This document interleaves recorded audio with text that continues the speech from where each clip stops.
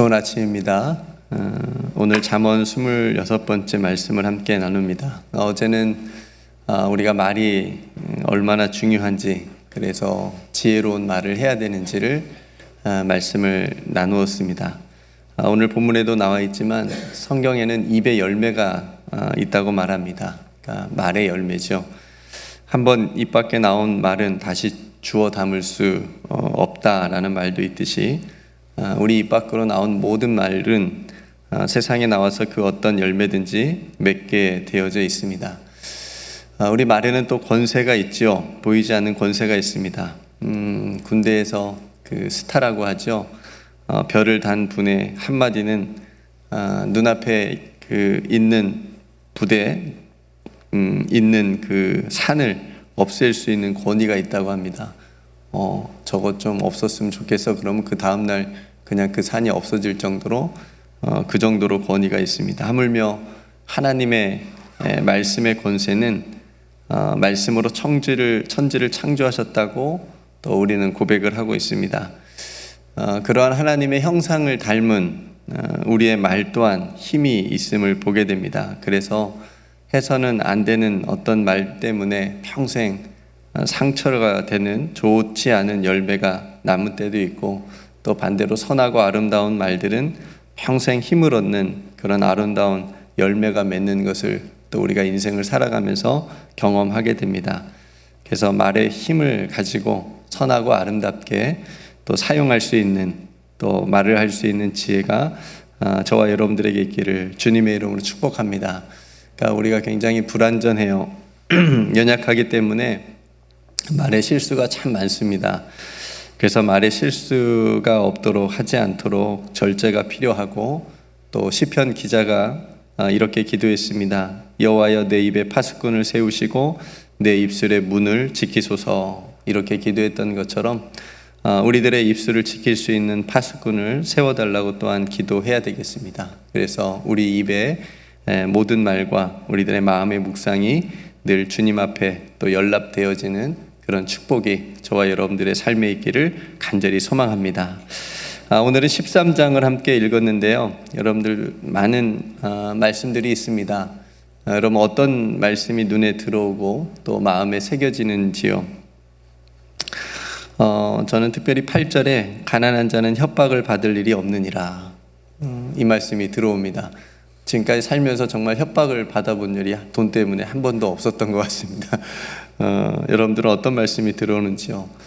특별히 부모님들, 자녀를 키우는, 특별히 말 잘 안 듣는 자녀들이 있는 부모님들이 제일 좋아하는 말씀이 24절이라고 합니다.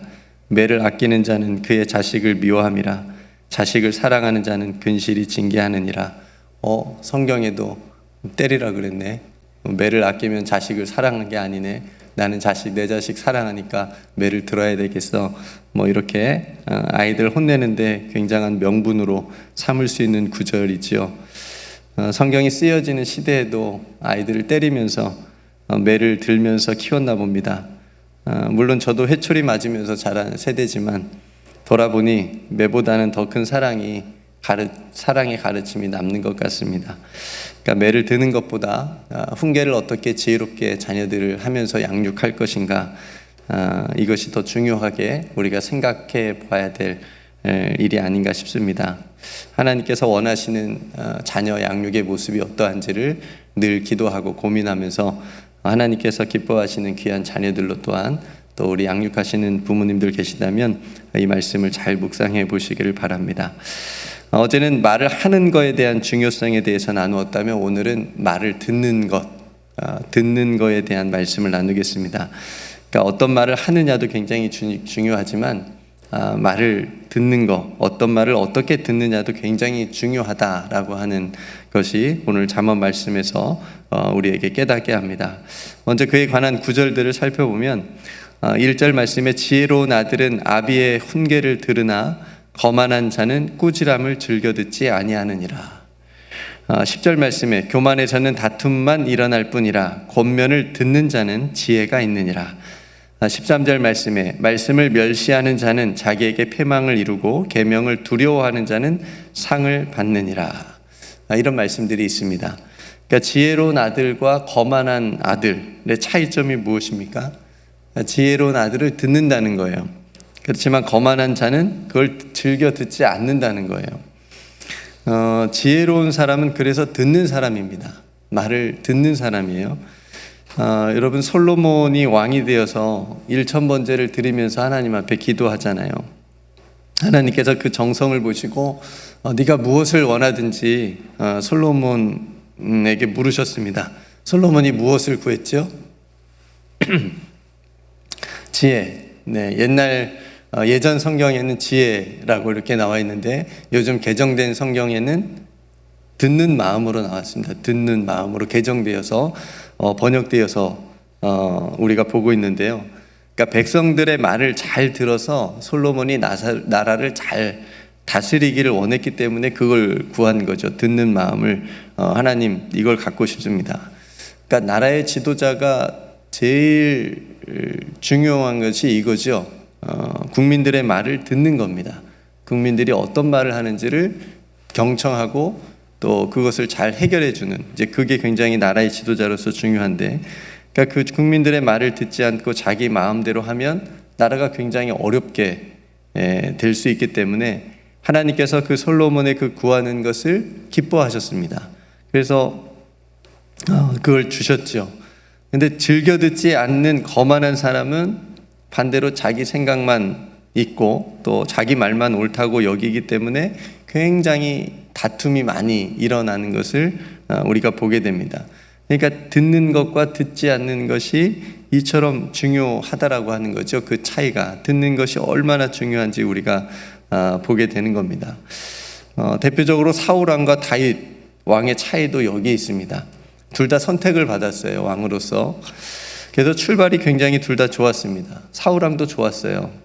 처음에는 하나님을 잘 섬기면서 시작을 했습니다. 근데 문제는 딱 다윗이 골리앗을 이기면서, 골리앗과의 싸움에서 승리를 하면서 등장을 멋있게 합니다.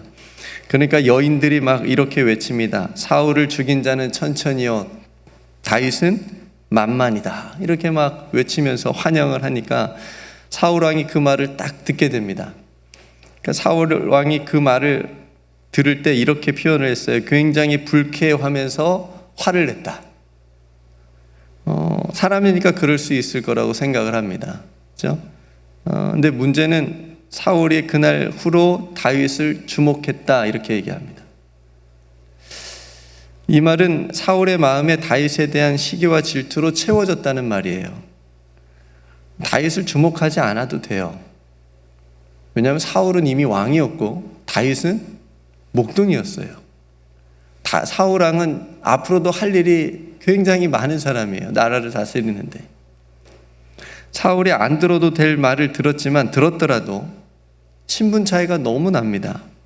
그냥 흘려 보냈어도 됐는데, 아니면 조금만 더 넓은 마음으로 다윗을 좀 품고 이렇게 했으면 훨씬 더 좋은 관계가 됐을 텐데, 사울은 그 말을 마음에 담아두었고 그것 때문에 다윗을 어떻게 하면 죽이려고 주목하였고 수많은 시간들을 다윗을 죽이는데 사용하는 것을 보게 됩니다. 그러면서 하나님과의 관계가 멀어지고 하나님의 말씀을 더 이상 듣지 못하게 된 거죠. 사울의 시대에도 위대한 선지자가 있었어요. 사무엘이라고 하는 정말 위대한 선지자가 있었는데, 사무엘 선지자가 옆에서 얘기해도 하나님의 말씀을 전해 주어도 사울 왕은 듣지 못합니다. 왜요? 사울 왕의 마음에 누가 가득 차 있어요? 다윗을 죽이려는 데만 가득 차 있어요. 그 말이 사울은 천천히요 다윗은 만만이다라고 하는 말이 그냥 거기에만 갇혀 있는 겁니다. 그래서 사무엘이 한 번은 사울 왕에게 이렇게 말하지요. 순종이 제사보다 낫고 듣는 것이 순양의 기름보다 낫다. 듣는 것이, 들으라는 겁니다. 사울 왕에게 하나님의 말씀을 들으시라는 거예요. 근데 못 듣는 거예요. 계속 다윗만 죽이려고 쫓아다니니까 마지막 어떻게 최후를 맞이합니까? 전쟁터에서 비참하게 죽습니다. 사울이 죽인 자는 천천히요 다윗은 만만히요라고 하는 평생 그 말 속에 사울이 갇히게 된 거예요. 그렇게 되면 인생이 얼마나 불행할 수 있는지를 사울 왕이 보여주고 있는 겁니다. 성도 여러분, 여러분들을 평생 걸려 넘어지게 하는 말이 있습니까? 어렸을 때 들었던 어떤 그 한마디 때문에 평생 상처가 되어서 그것만 생각하면 막 울분이 나고, 혹시 그런 말들이 있습니까? 그 말의 그물에서 여러분들 빠져나올 수 있기를 간절히 소망합니다. 다윗도 하나님 앞에 큰 범죄를 저질렀잖아요. 그죠? 다윗 옆에는 나단 선지자라고 하는 또 위대한 선지자가 있었습니다. 그러니까 다윗이 사울왕하고 다른 점은 뭐냐면, 나단 선지자가 다윗의 잘못을 깨닫게 해주었을 때 다윗이 들었다는 거예요. 듣고 회개했다는 거예요. 사울왕은 듣지 않았고 그래서 회개하지 못했지만 다윗은 들었고 회개했다는 거예요. 만약에 다윗이 사울왕처럼 듣지 않았다면, 내가 왕인데 그럴 수도 있지, 내가 왕인데 한 여자 더 취할 수도 있지, 이렇게 생각하고 떳떳하게 뻔뻔하게 그렇게 했다면 굉장히 이스라엘의 역사의 나라가 바뀌었겠죠. 진실로 회개하지 않았다면 사울처럼 정말 비참한 최후를 다윗도 맞이했을 겁니다. 그런데 다행히 다윗은 들었습니다. 하나님 앞에 엎드렸습니다. 듣고 회개했습니다. 성경에서 듣는다라고 하는 것은 뉘우쳤다라고 하는 거예요. 단순히 그냥 귀로 들었다라고 하는 의미가 아니고 듣고 따르고 순종했다는 그런 의미가 있습니다. 예수님께서 마태복음에 이런 두 가지 비유를 해주셨습니다. 첫 번째 비유는 어떤 사람에게 두 아들이 있는데, 그 첫 번째 맏아들에게 야, 포도원에 가서 일 좀 해라. 근데 이 맏아들이 딱 아버지의 말을 듣고 처음에 간다고 그랬어요. 네, 아버지 가겠습니다. 해놓고 안 갔어요. 둘째 아들에게 똑같이 얘 너도 포도원에 가서 일 좀 해라. 둘째 아들은 처음에 아버지 나 싫어요, 안 가요 그랬어요. 근데 그 후에 뉘우치고 가서 일을 했습니다. 예수님이 묻습니다. 누가 아버지 뜻대로 했느냐? 그러니까 이 질문을 누가 지금 어떤 사람들하고 대화하는 거냐면, 당시의 대제사장들하고 백성의 장로들한테 물은 거예요. 그들이 이렇게 대답하죠. 둘째 아들이라고 대답을 합니다. 그러니까 첫째 아들은 누구를 의미하냐면 이 사람들을 의미하는 거예요. 당시 종교 지도자들. 이 사람들은 듣긴 들었지만 안 한 거예요. 근데 둘째 아들은 그 당시 세리들, 힘없고 가난한 사람들이었습니다. 너희들보다 이런 사람들이 먼저 하나님 나라에 들어갈 것이라고 예수님 말씀하신 겁니다. 듣고 행하는. 두 번째 비유는 집을 반석 위에 지은 사람과 모래 위에 지은 사람의 비유입니다. 차이점이 뭐예요? 무엇이 반석과 모래가 되게 했을까요? 마태복음 7장 24절에 보면, 누구든지 나의 이 말을 듣고 행하는 자는 그 집을 반석 위에 지은 지혜로운 사람 같으리니, 26절에 나의 이 말을 듣고 행하지 아니하는 자는 그 집을 모래 위에 지은 어리석은 사람 같으리니. 공통점은 뭐냐면 같이 들었다는 거예요. 두 사람 다 들었어요. 근데 반석 위에 집을 지은 사람은 듣고 행했습니다. 모래 위에 지은 사람, 어리석은 사람은 듣고 행하지 아니했다라고 말합니다. 그 차이가 있습니다. 성도 여러분, 여러분들의 믿음의 집이, 우리들의 믿음의 집이 비가 내리고 창수가 나고 바람이 불어서 부딪혀도 무너지지 않는 반석 위에 세워지고 있는 그런 상황이지요. 아니면 작은 바람에도 쉽게 무너져 내리는 모래 위에 집이 지어지고 있지는 않은지요. 그 어떤 것도 흔들 수 없는 반석 위에 지은 믿음의 집들이 하나님의 말씀을 들을 때 그걸 잘 듣고 순종하고 행할 수 있는, 그래서 여러분들의 집들이, 여러분들의 삶에 튼튼한 집들이 세워져 가기를 주님의 이름으로 축복합니다. 성도 여러분, 우리들도 잘 듣고 잘 들을 수 있는 귀가 되기를 간절히 소망하고, 듣는 거에서 멈추지 않고 듣고 행하고 순종하는 자가 됩시다. 마지막 예수님의 말씀입니다. 좋은 땅에 뿌려졌다는 것은 곧 말씀을 듣고 받아 30배나 60배나 100배의 결실을 하는 자니라. 말씀을 듣고 받아. 이 받아라고 하는 말이 순종했다는 말입니다. 그리고 요한복음 말씀에 제가 좋아하는 말씀이 있는데 듣는 자는 살아나리라 라는 말씀이 있습니다. 하나님의 말씀을 정말 말씀으로 듣는 자는 살아나게 되어지는 놀라운 은총이 있는 줄로 믿습니다. 오늘도 여러분들이 하나님의 말씀을 들으셨으므로 그 영혼들이 살아나는 놀라운 은총이 있는 줄로 믿습니다. 오늘도 하나님의 말씀을 잘 듣게 해 주옵소서. 사랑하는 자녀들의 말을 잘 듣게 해 주옵소서. 남편이 무슨 말을 하는지, 아내가 무슨 말을 하는지 잘 듣게 해 주옵소서. 성도가 무슨 말을 하는지 잘 듣게 하시고, 함께하는 모든 사랑하는 사람들이 무슨 말을 하는지 잘 듣고 또 함께할 수 있도록 여러분들이 하나님 듣는 지혜를 달라고, 듣는 마음을 달라고 또 함께 기도했으면 좋겠습니다. 오늘 말씀을 생각하면서 함께 기도하고요. 또 내일 주일 예배를 위해서 또 말씀을 좀 전하시는 장광선 목사님을 위해서 또 성지 순례팀을 위해서 함께 기도했으면 좋겠습니다. 여러분 각자 이 아침에 기도할 기도의 제목을 가지고 또 기도하기를 원합니다. 제가 먼저 기도하고 함께 기도하겠습니다. 하나님 아버지, 저희들에게 귀를 주셨습니다. 잘 들을 수 있는 귀가 되게 하여 주옵소서. 그리고 듣고 순종하고 행하는 자가 되게 하여 주옵소서. 아버지 하나님, 그래서 우리들의 이 믿음의 집이 튼튼한 반석 위에 세워진 그런 집들이 잘 건축되어져 갈 수 있도록 우리 사랑하는 모든 성도들의 삶을 붙드시고 함께하여 주옵소서.